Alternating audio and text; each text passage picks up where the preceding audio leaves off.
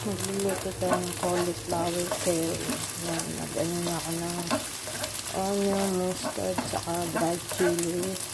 Naglagay na rin ako ng ginger, garlic paste. Ngayon na natin siya.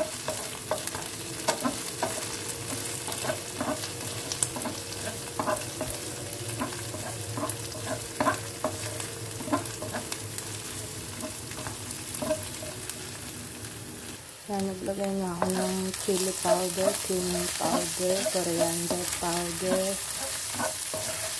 saka asin.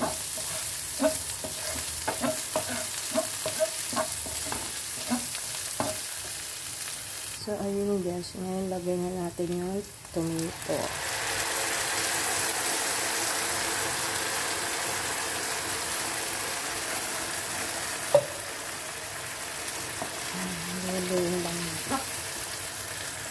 So, after 2 minutes, lagay na natin itong yogurt.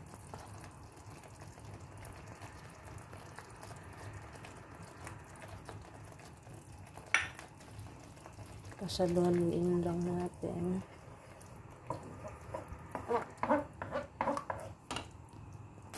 Ngayon, lalagay na natin ang ating cauliflower. I-mix lang natin siya. Then, nag-add ako ng water para maluto yung ating cauliflower. Antayin na lang natin siyang kumulo. So, ayun na siya guys. Luto na ang ating cauliflower curd. Lagyan na lang natin siya ng coriander leaf.